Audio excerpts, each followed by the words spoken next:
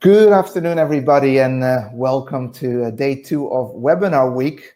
And the Dynasty girls are back. That's the whole crew of Dynasty looking at us, guys. I'm here together with the Superyacht Training Group. I'm together with 3 great professionals. Ladies first, Anastasia, thank you for joining us. Thank you very much. Hello to everyone. Paul, welcome. And we got Mark with us. Nice. Thank you for joining us, Mark, today.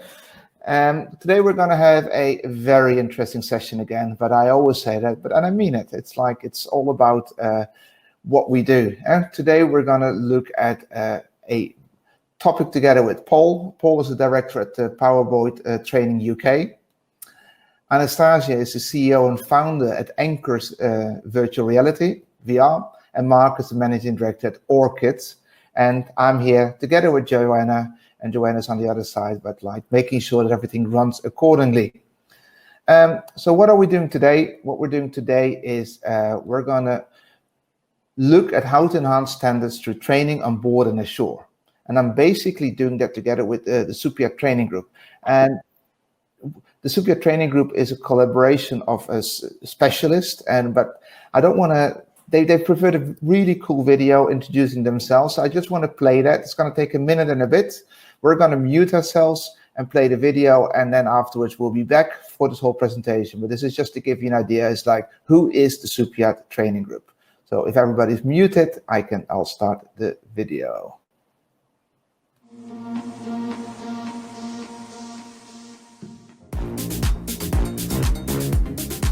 Hi there. Good morning, afternoon or evening, wherever you are. Welcome to today's ACREW webinar, hosted this time by the Superyacht Training Group. We are an organisation featuring 12 of the world's leading providers of onboard training for superyachts, who work together to bring you a simple one-stop shop for training in this industry.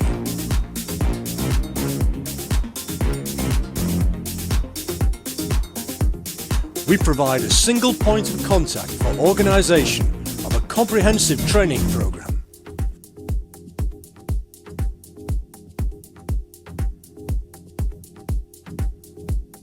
Including one overall invoice, saving senior crew time and hassle.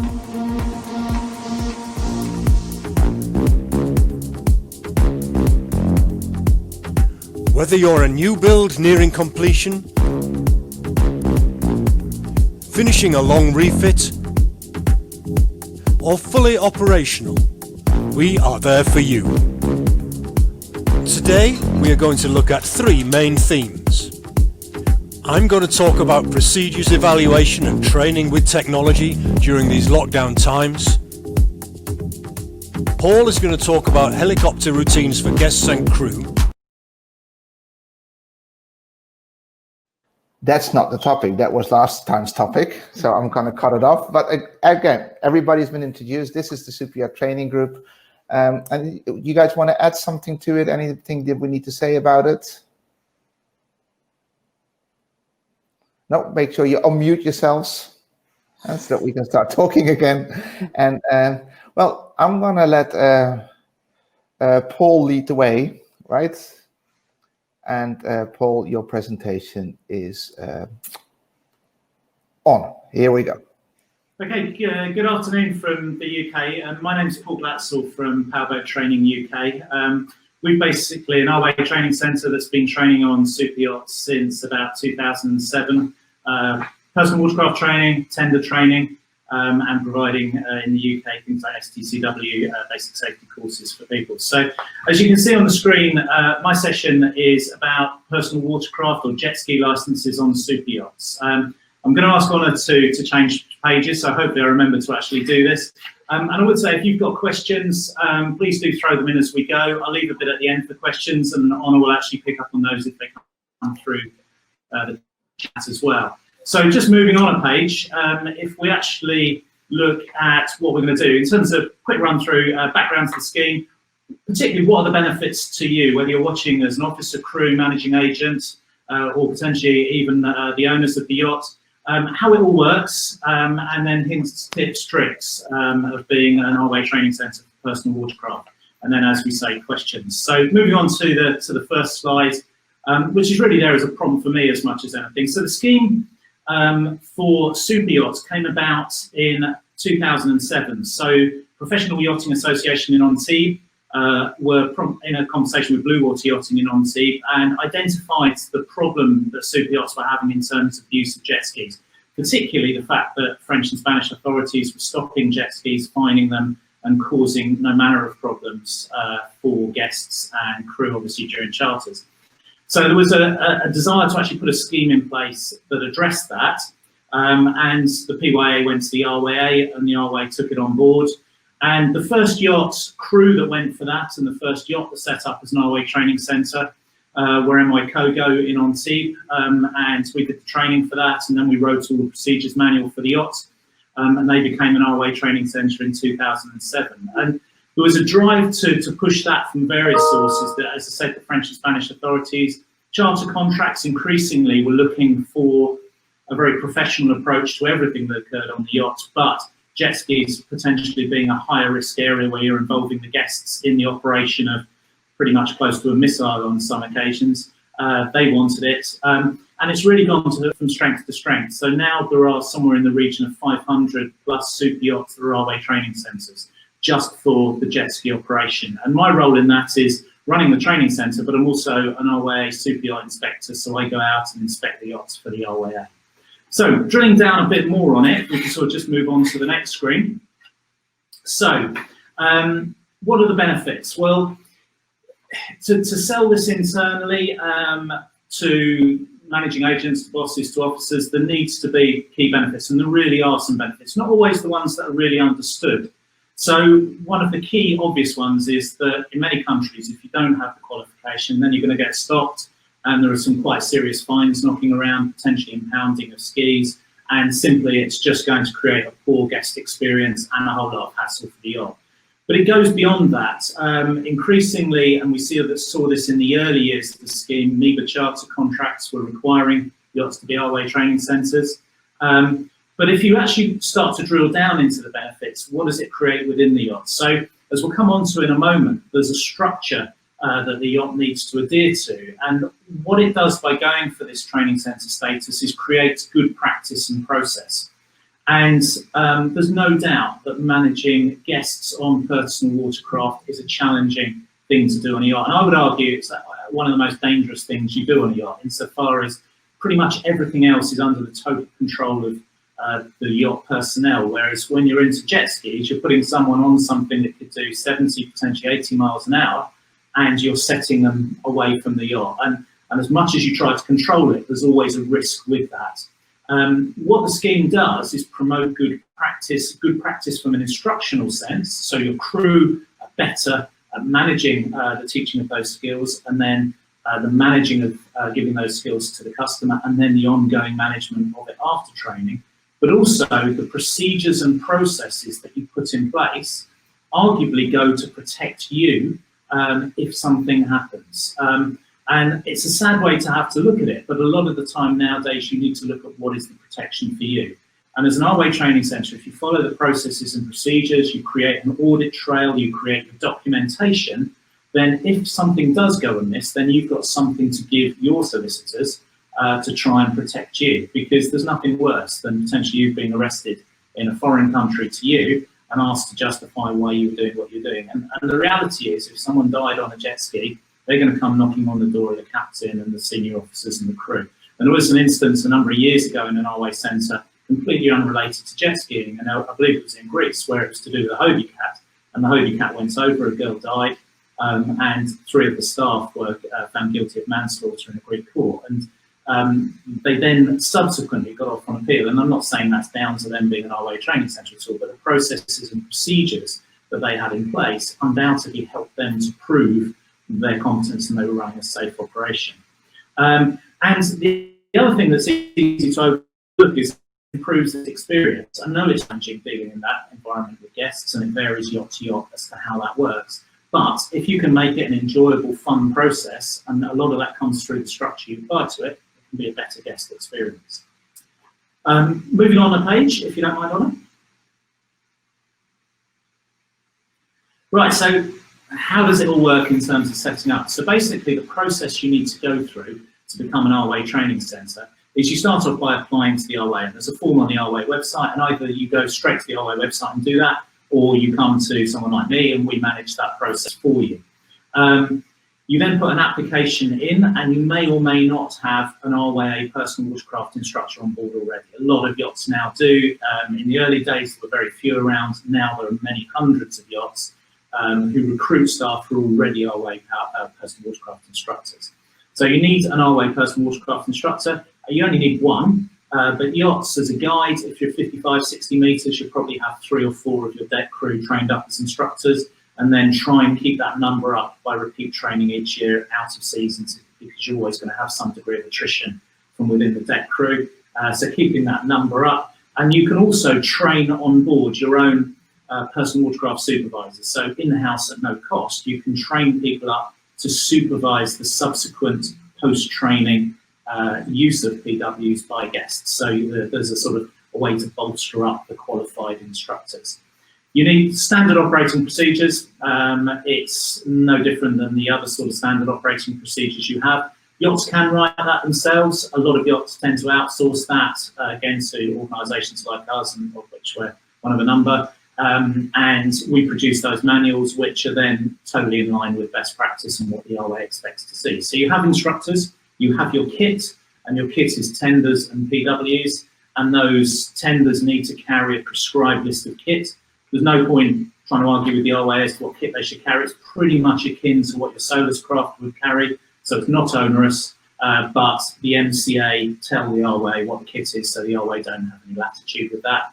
And then you need a personnel structure. You need someone in charge of the RWA training centre, which is the principal, and unless you're on a boat sort of 70, 80, 90 metres, invariably that will be the captain. On those larger yachts, it might be the chief officer is the principal, and that's the person with the overview over training.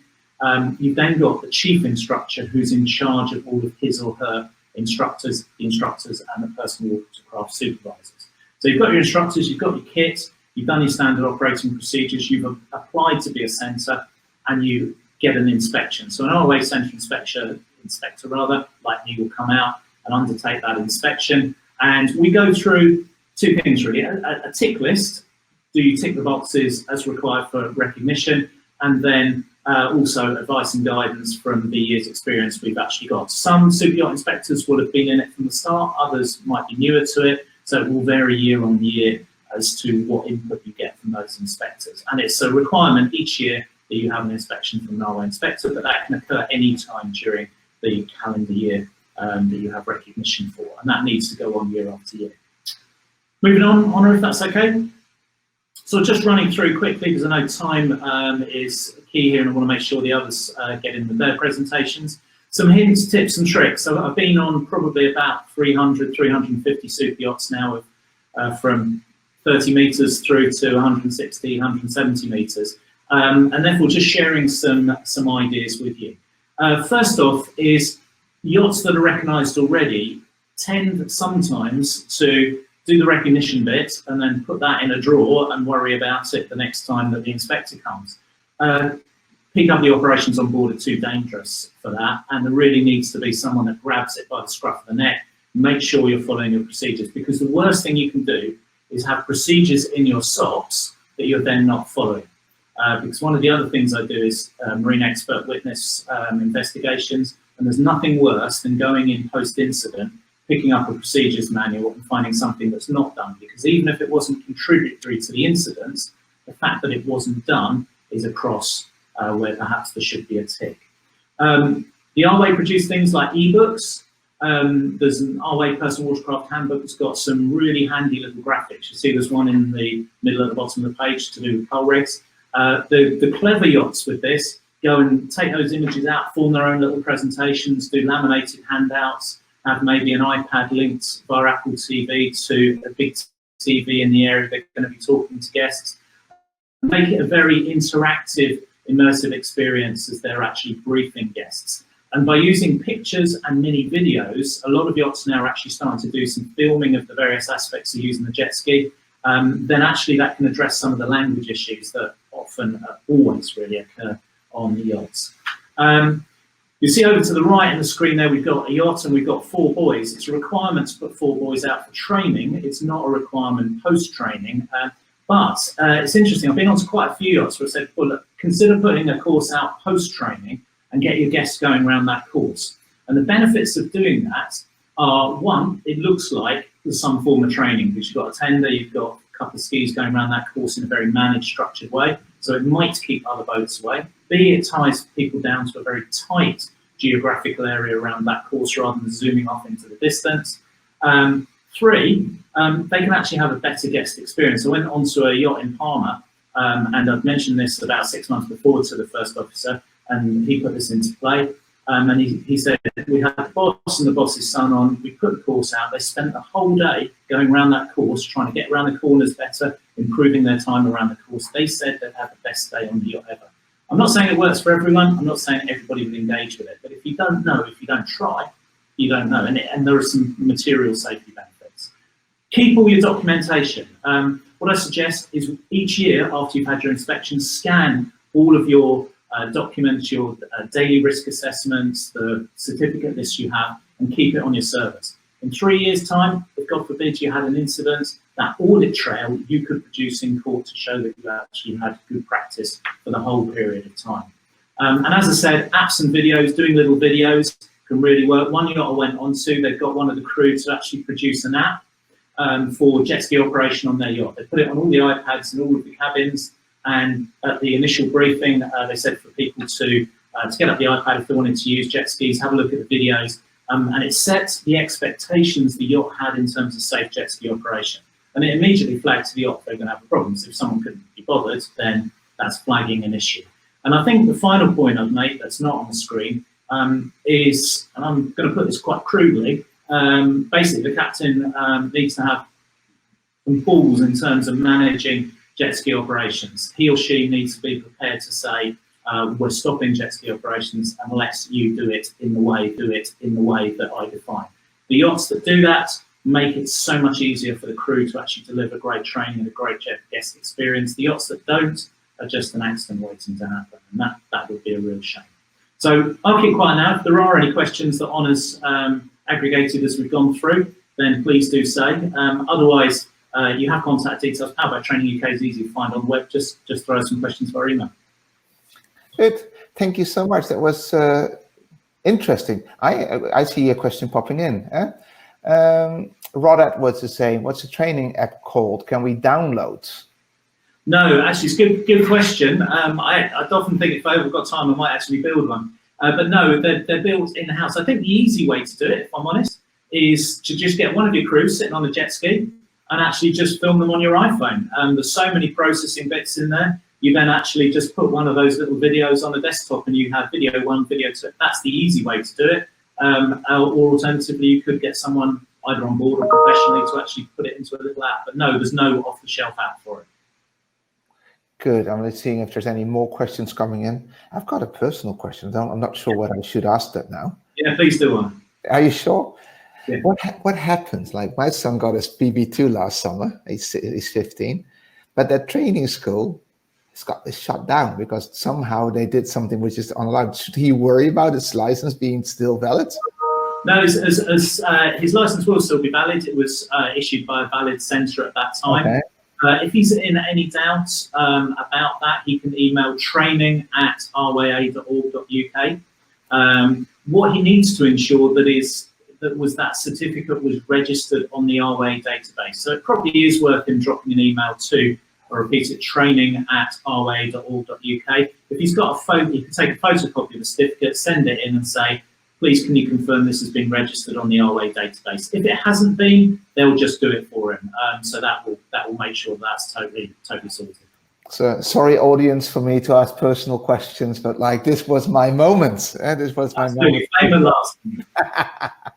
Good. I don't think there's any questions yet.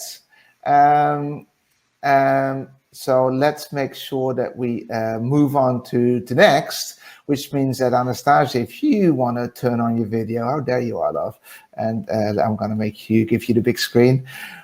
Thank you so much, Paul, for your time. We'll be back later. We're going to the next topic, and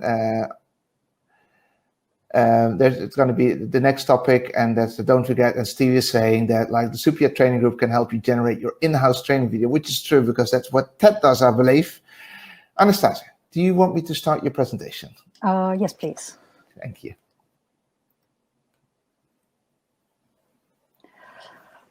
Hello, everybody. Once again, my name is Anastasia Yushkova. I'm CEO and founder of ACREW VR, and today I'm going to tell you about virtual reality for crew training and how it can help you to enhance traditional forms of training with a full range of future-forward approaches. So first of all, who are we? I have 15 years of experience in the superyacht industry. I've been working for companies like Boat International Media, Yachting Magazine, Burgess, and Sail Training International. ACREW VR is on the market for 3 years, so we are quite a young company, but so far we have been working for Aberking and Rasmussen, Ocean, Corema Langdon Design, and other companies. I'd like to run a quick poll right now, and I would be grateful if Anna could help me and to see how aware you are about virtual reality. So let's ask a few questions to our audience and then continue.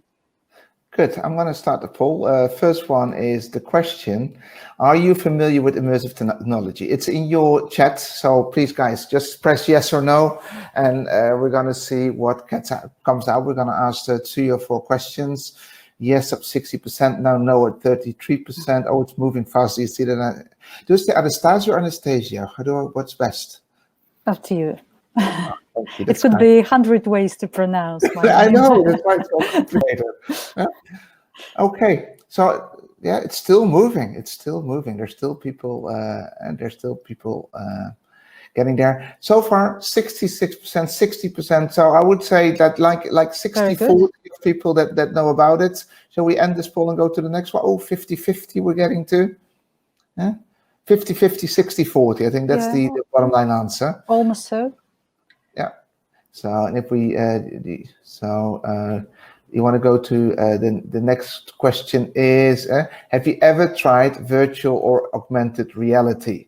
So guys, keep answering these questions. And oh, there we go. It's interesting to see it move, right?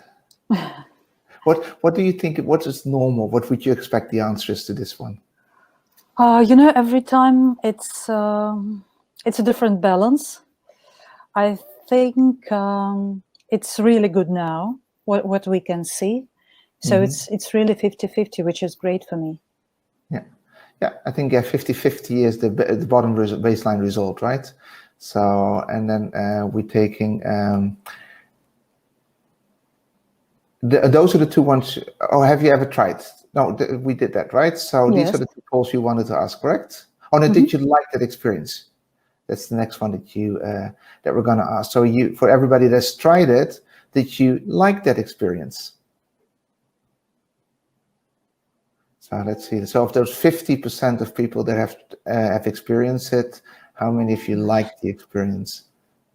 Oh, you like this number. That's good for you, right? This number. If everybody would have said I hated it, it would be more difficult. Well, it's important to know. It's important to know. That's absolutely true. Yeah. So I think we're waiting a bit more. I think that's like, yeah, this is a good moment to stop it. 90% like the experience. So that's good news. Yeah. Yes. And then we're going to the final one. Do you have any VR devices in your workplace or at home? And in the workplace is obviously also the vessel. Eh? Yes, exactly.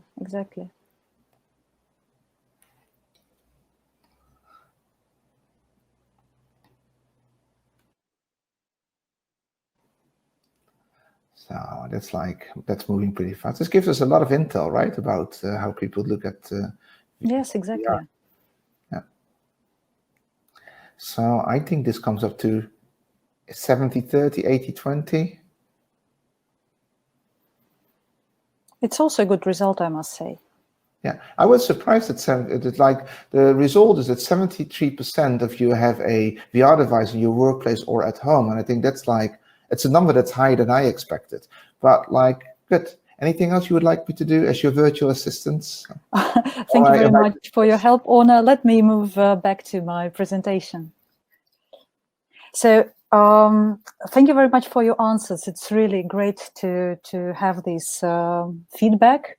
So I probably don't need to introduce what is virtual reality a lot. As you already know, you could use it for work and you could use it for entertainment. You probably recognize this shot from Robert Zemeckis' movie called The Walk. And you probably know that Sony created the virtual reality game out of it. So you may actually try walking on the rope like the main character of this movie. But how virtual reality can improve crew training? First of all, by placing the user directly inside an experience. Since you are immersed, you are able to interact with 3D worlds using virtual features or items, audio and video feedback, haptic technology. You could literally grab an object, you could move things around, you may shake hands with people in virtual reality, even if these people are located far away from you. And you may learn by doing things. This is the most important thing, I believe. So what are the takeaway points of today's webinar?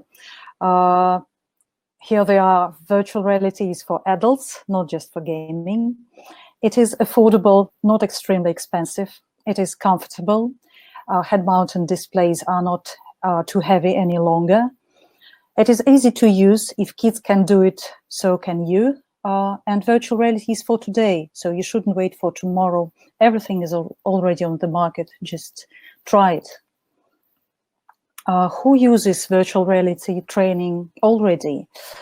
By the way, lots of companies, as you could see: Boeing, Airbus, Rolls-Royce, BMW.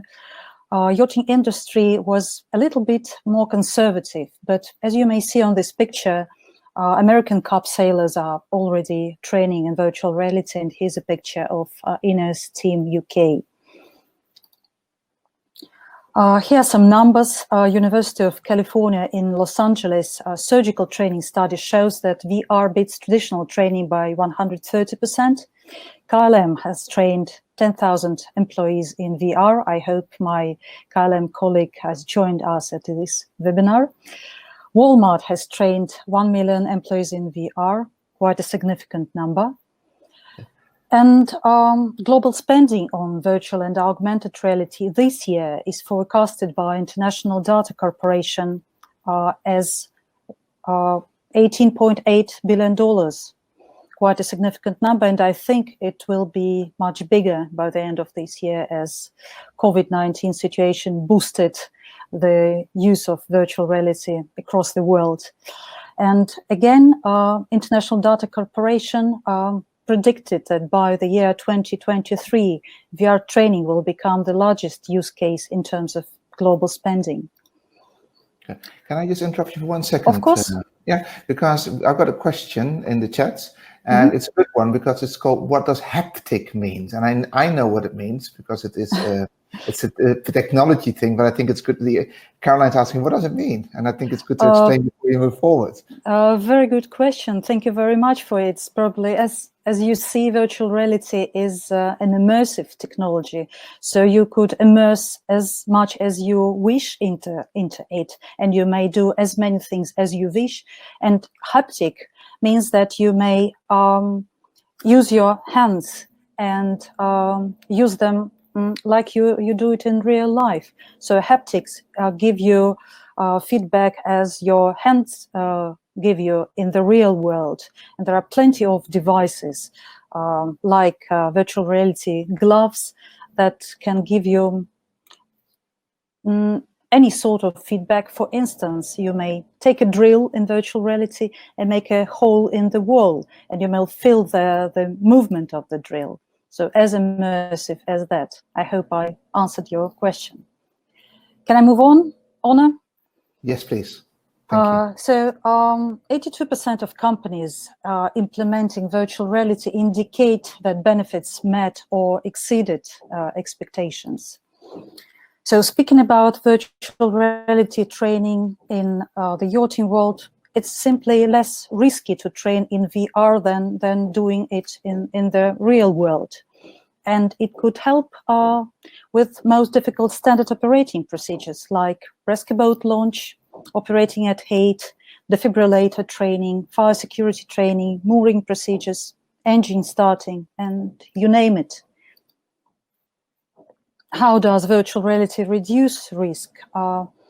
It helps trainees to visualize and react to dangerous situations and basically to learn from mistakes without jeopardizing equipment and to avoid injuries that may occur during the real-life training. Why virtual reality is becoming more relevant right now? We all nowadays know what is social distancing, and I think it will be here for quite a long time. But with virtual reality, you can train your crew members remotely, in group or individually. And this technology will keep your crew in good shape and develop team spirit, although people might be located far away from each other. And this technology will also help you to reactivate your crew quickly once the lockdown is lifted. So how could we estimate, could we compare immersive training with standard training? They complement each other, I believe, but VR definitely boosts engagement simply because it demands active and immediate responses from the trainees. It sharpens focus. It stimulates interest because you have to react to the situation immediately without any delays. It improves knowledge retention because you're not just sitting in the classroom and listening to someone talking to you. You're actually doing things yourself with your hands and with other people. And it enables crew to visualize and actualize their experience. How do we make it happen? We work with all sorts of vessels, starting with boats that are under construction or refit. Here we convert 3D or CAD models into virtual reality and let the teams explore the vessels, walk through the vessel which is still under construction as if it has been delivered already. For vessels in operation, we could help with 360 photos, 3D scans, and it all could be put together with some additional information and live video, and that would be also great.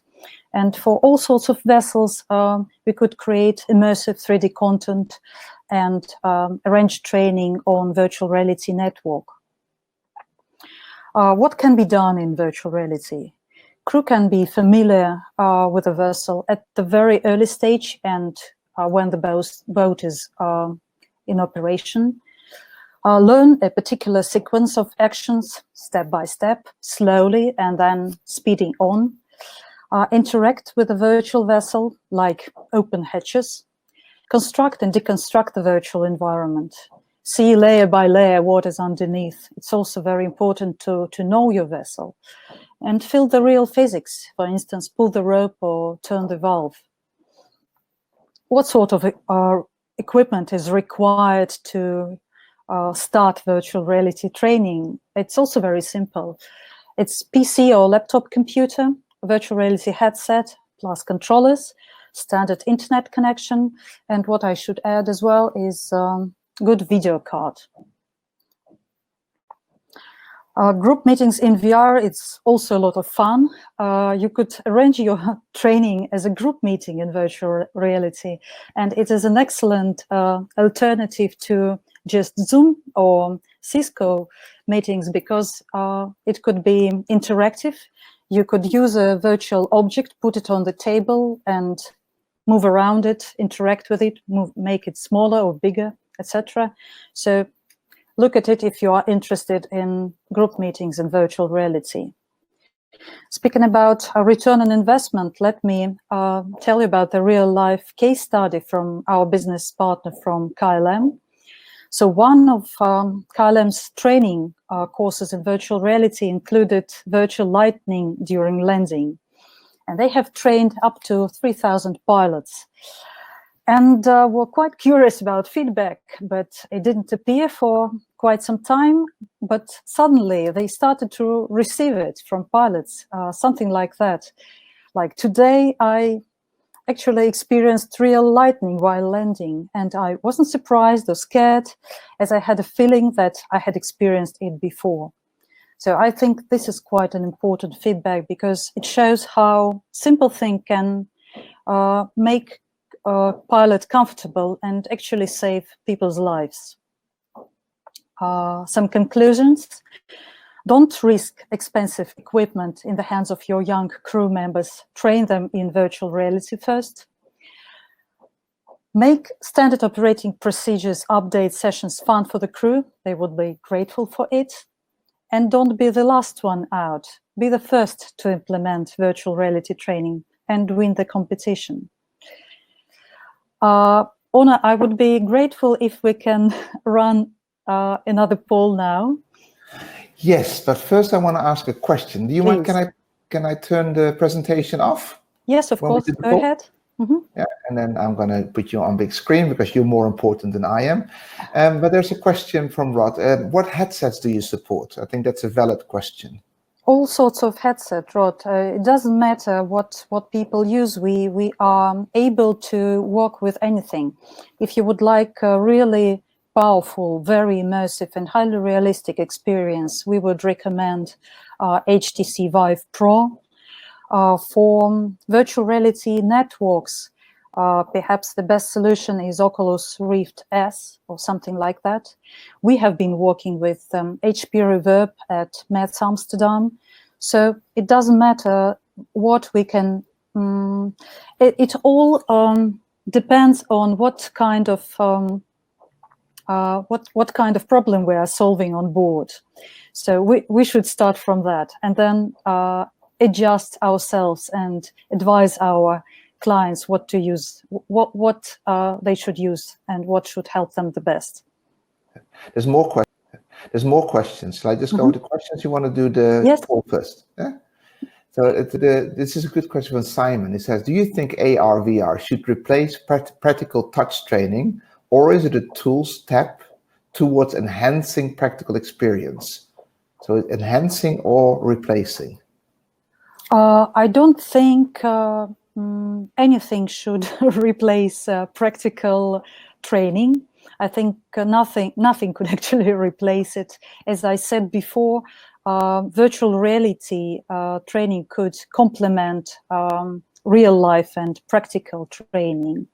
And what we can really do is that before starting practical training, when you are practicing with expensive equipment, you may damage it, and it will cost quite a lot, as you all know. So what I suggest, try to do it in virtual reality first and then move it to real life. Good, thank you so much. Guys, keep popping in chats and questions. We're going to do three questions. First of all, the first question is, did you find this presentation useful?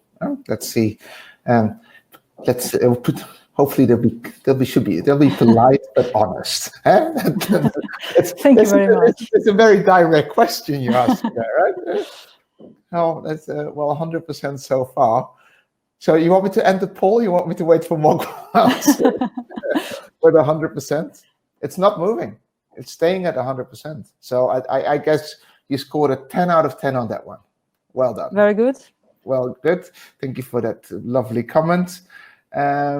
Then next one is already, did you learn something new? Let's see what people say on that one. Did you learn something new? Kicks off with 100%. Well, there must be some, I mean, you gave us so much information. I was really impressed with the predictions on how this is going to grow over the next few years, how big it's going to be in the world industry. So we're at 94% yes. And there's a few people that already knew everything, which is great. So I think that's good, nice poll. And then the final question that we're looking at is, this is going to be an interesting one. After everything she said, are you now eager to use VR for training from now on? And I think you need to take into consideration what you said. It's not to replace, but it's to add to the experience. Wow, you have a great audience. 75% so far. 70.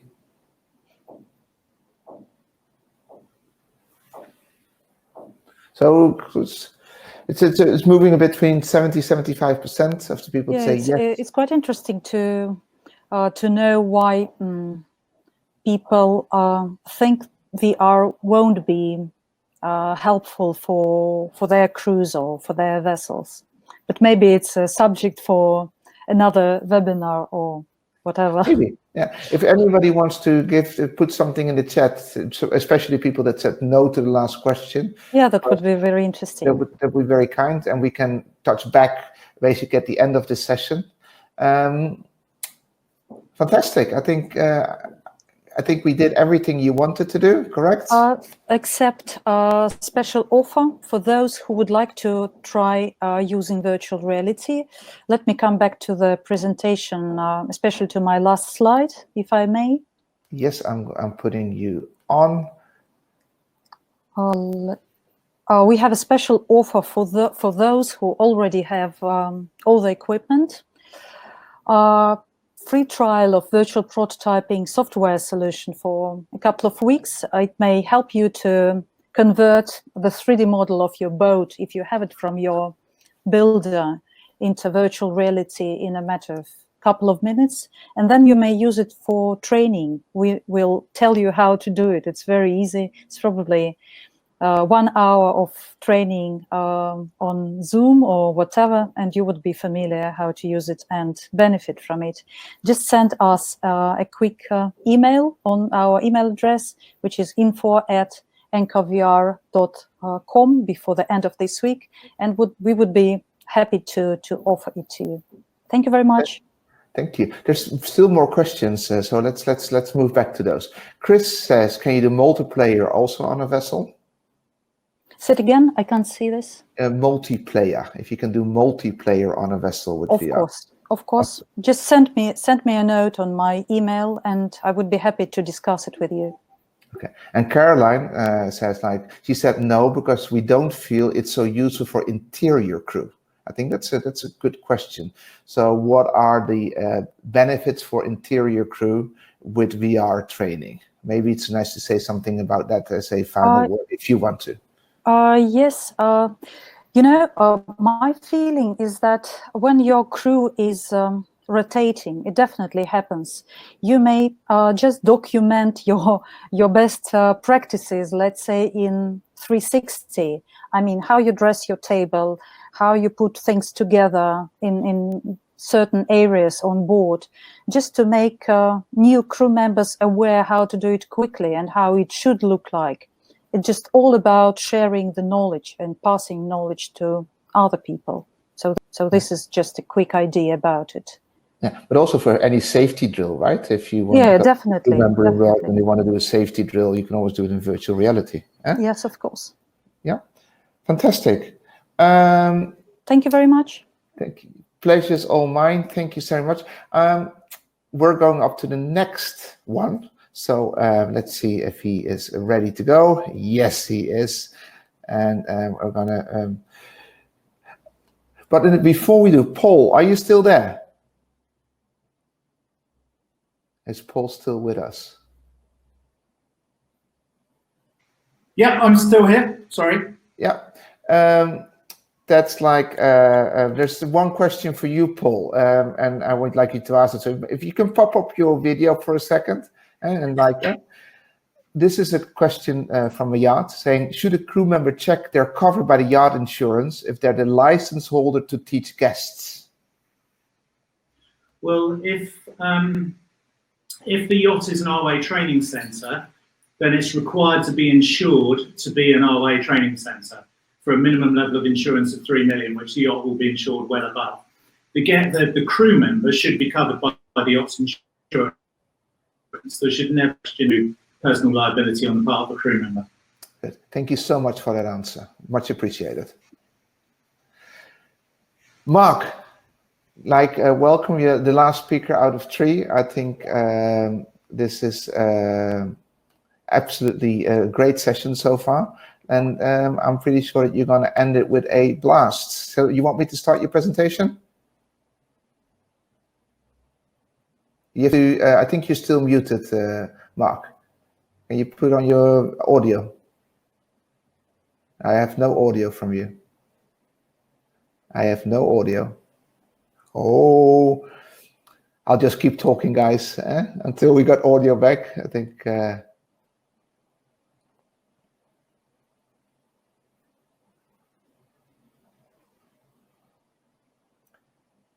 So unfortunately, this is the thing with webinars, right? I know there's no audio. We're trying to get his audio going.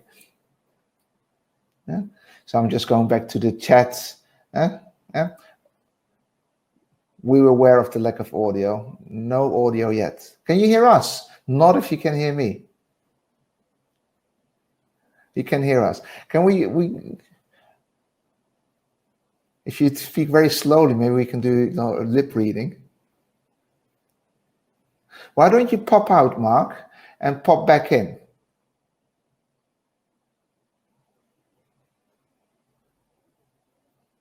Yeah? So pop out, pop in, don't panic. Oh, you're all so kind. Yes, I'm asking him to reboot. Here we go, I'm gonna make myself big. I'm just gonna keep going. So guys, if you got any questions don't panic, play the movie, reboot. Oh God, the poor guy. I hope he's going to be good. Caroline, did you see the comment from Chris that KLM is using it for interior cleaning? That site they do that with virtual reality. And I see that Mark is joining the room again. Hey, Mark. Can you hear me now? I can hear you now. So Perfect. if you put on your video, I'll give you the. I'll make you the main. Here we go. Good. Well, we solved it. You want me to start your presentation? Yeah, that would be great. Thank you. Here we go. Good luck. Okay, thank you. So, hello everyone. I'm Mark from Orchid Risk. We've been in and around yacht industry probably since around about 2004. And what I want to talk about today, very briefly, is kind of an introduction to situation awareness. So for people like myself and people coming from a law enforcement background, situation awareness tends to be second nature and almost like a sixth sense. Having worked in conflict zones around the world, you tend to develop a heightened awareness, particularly when operating in those areas. That's not to say that when we come back into a benign environment, we lose that skill.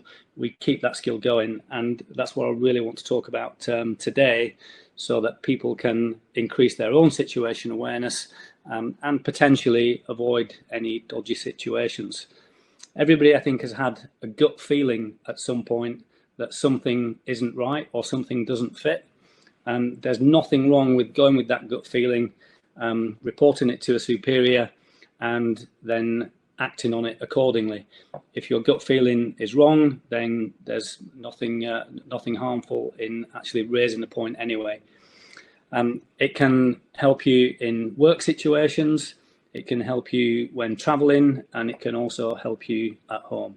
Let's say we're on board a yacht in a marina, and you're on watch, just observing what's going on shoreside. Something doesn't look right. Then again, take the appropriate action.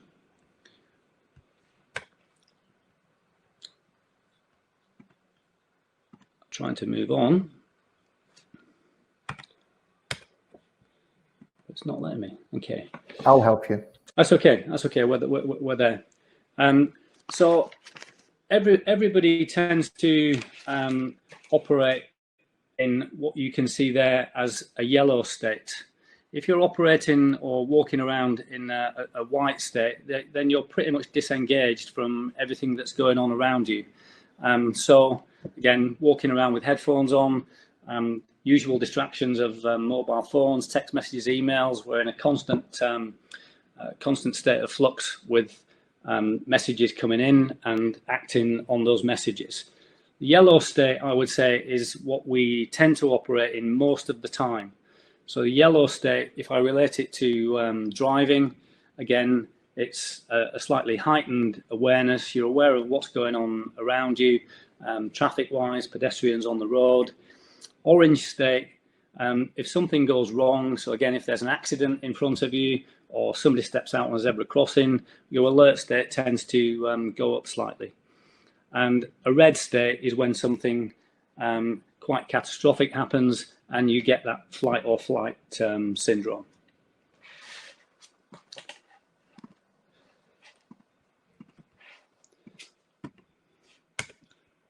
That's struggling to move on there. Thank you. So you're operating in a white state. You've got your headphones on, and an incident occurs. So the incident that's occurred there on London Bridge a couple of years ago was, again, a vehicle running across the bridge and taking out pedestrians as they go. Again, if you had your headphones on walking across the bridge, you're not necessarily going to be aware of what's going on around you, and certainly not what's going on behind you. So again, operating in a yellow state, you've not got the headphones on, you're not immersed in a mobile phone, chances are that you will realise what is going on and be able to act accordingly. Again, if you're in that white state and something happens, the chances are that you're going to get caught up in the incident, or you're going to go from a white state to a red state almost immediately, and then not have any reaction time, and you're going to be confused and not know what to do. If you're in those middle two states, then the chances are that you can pull yourself together and make a reasonable decision on what to do next. Can we move on, Una? So how to improve? Most people have heard of the OODA loop, which was brought about from a general working with the US Air Force, and OODA stands for Observe, Orientate, Decide and Act. But I've kind of pinched this from somebody else, which is a Navy SEAL. So they use SEAL, which is virtually the same thing.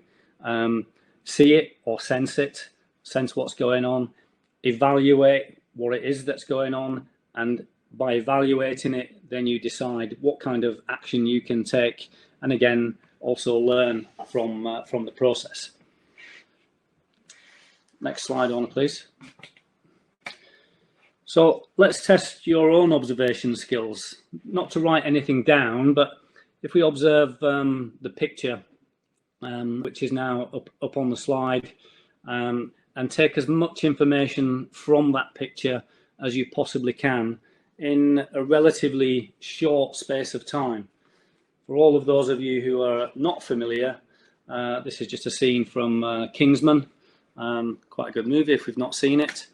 But again, it's just a question of looking around the room, looking at the picture, and trying to assimilate as much information from that picture as you possibly can.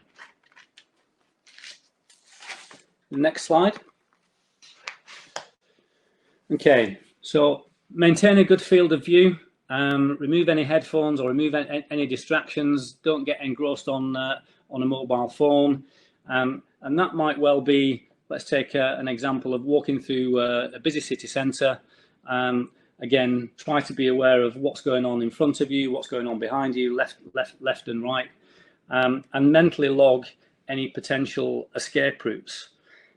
Avoid any choke points. So if you are approaching a busy crossing and there's a big crowd waiting to cross the road, maybe hang back from that crossing, because again, busy crossings, busy places where people end up getting too close to each other, is a great place for pickpockets and petty thieves. And again, by standing back, you can observe and see what's happening there. Play games. So in order to lift your situation awareness and improve your memory, maybe play a Kim's game. Kim's game is where you maybe have 8 or 10, 12 items, place them out on a desk. Everybody has a look at those 12 items, maybe in morning break, and then later on, either at lunchtime or in afternoon break, you're then asked to recall all of those items. And again, people use different methods to memorize all those items.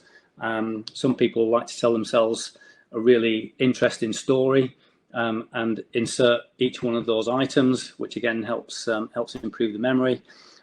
Or take up people watching. And if you're not already a people watcher, then this can be quite interesting.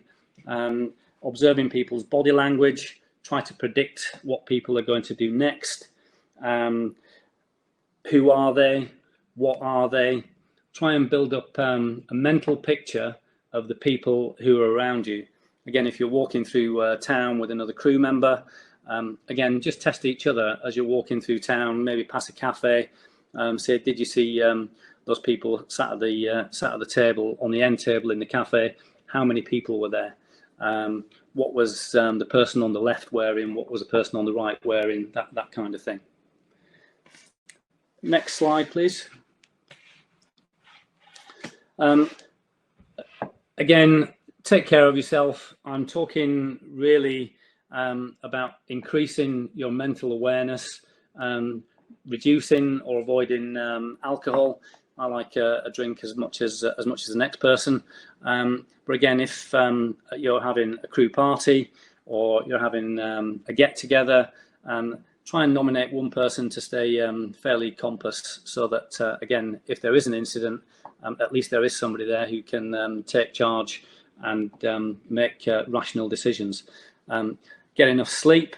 There's studies have shown that anybody having less than 6 hours sleep on a 7-day period can actually perform so significantly, or their performance, should I say, is so significantly compromised that it can actually be like you are intoxicated. And I know that might be really difficult if you're working on a busy boat with guests on board. Sometimes it is a struggle to get 6 hours worth of consistent sleep. And again, exercise is a good way to release endorphins, etc. So next slide, please. So how will this help you? It will improve your training at work. Again, if you're more aware of your situation, either on deck, let's say when helicopters are coming in, it helps you get to know people better when you're studying other crew members and watching their body language. You know, it's like when you've been working around crew for such a long time, you can almost finish each other's sentences and you know exactly what's going to happen next. But can you do that with people who are maybe not quite so familiar to you? And can you read their body language? It'll increase your own awareness for travel purposes, and also increase the level of awareness around the home, as well as around the working environment. And it will also help to create a better culture, again, where there is an increased security awareness, either on board, at home, or whether or not you're traveling. Next slide, please. So you remember this, this picture. Next slide, please. So there's a few questions for you in relation to that picture. How much information did you manage to assimilate? So again, what time was it by the clock? The guy in the suit was holding something in his hand. What was it, and which hand was he holding it in? How many light fittings were there in the picture? How many people in the picture? How many bar stools? And how many people to the left of the guy in the suit? And can you also describe the guy on the very far left of the picture? So I just give you a few seconds just to, again, read through those questions and see what you managed to assimilate. And then we'll throw the picture back up and see how successful everybody was. And it would be interesting to get a little bit of feedback and see how observant people are at present. Okay, Next slide, Honor. Yeah. You want to wait? You want to put that up already? You want to wait for people to answer? Yeah, we can wait just another couple of seconds. Yeah, because they've got a bit of a delay. So sure. Let's see what the chat says. Steve says umbrella. Caroline says 9 o'clock or 11:45. Ooh. And Steve says what suit? Yeah. Yeah. It's a Scottish sense of humor, probably. Of course it is. Of course. Yeah. Any other people wanted to answer something? If not, I'm moving to the next slide with your call. Yeah. Let's just go to the next slide. Next slide should just be the picture. Okay. So you should be able to get all the answers to all of your questions there and see how successful you were, or maybe how successful you weren't.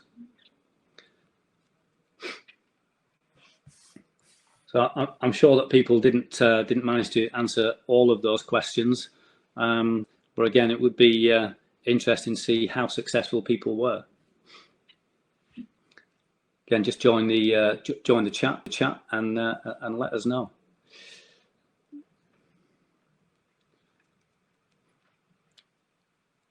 Can we go next slide, or leave that one up, and then just open up the chat, leave that in the background if we can, Ona? The chat is open. Yeah? Okay. So Angela says 3 light fittings. Caroline says guy in suit holding up 7 people in the picture, 3 light fittings, 1:45. Where's the what time is it actually? You tell me. 1:45. Yeah. 12:45. 12:45 it is. Angela is right. Umbrella. Right? Can you see the chats? Yeah. Wrong Okay. time zone. Nice one. Yeah. Okay. So again, that was literally just a quick introduction to situation awareness, and obviously working on board yachts. It's about looking for things that are maybe out of the ordinary. We all see people when we're alongside taking pictures, but maybe some people take too long over taking pictures. Maybe they're in the same spot for just too long a length of time. Maybe they're passing the yacht too many times. Again, it's looking and observing for those things that just do not fit the ordinary. And that kind of concludes my short presentation. Well, thank you so much, Mark. Very interesting. I think it's something that people are not always aware of, that the situation awareness is an important thing, especially on a vessel, because it's always about safety and security first for yourself and for your guests and owners.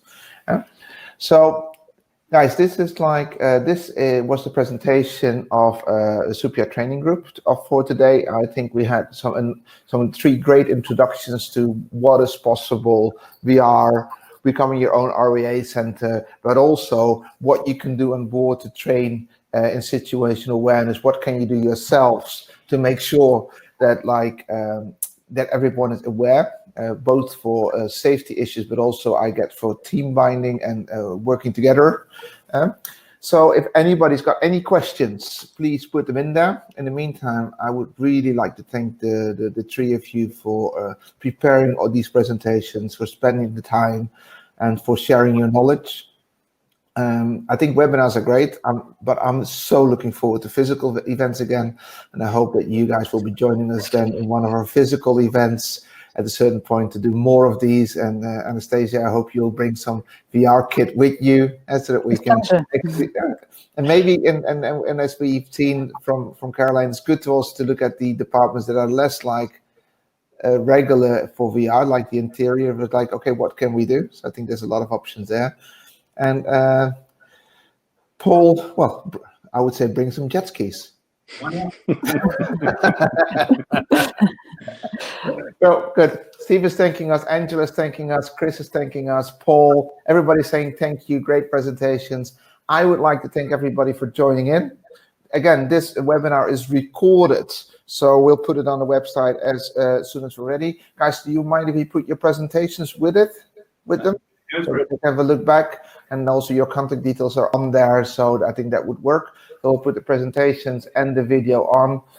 Thank you, everybody, for being with us. Great session, and hope to see you again tomorrow afternoon for the next one. Say bye-bye, everybody, and have a wonderful evening. Goodbye. Thank you very much.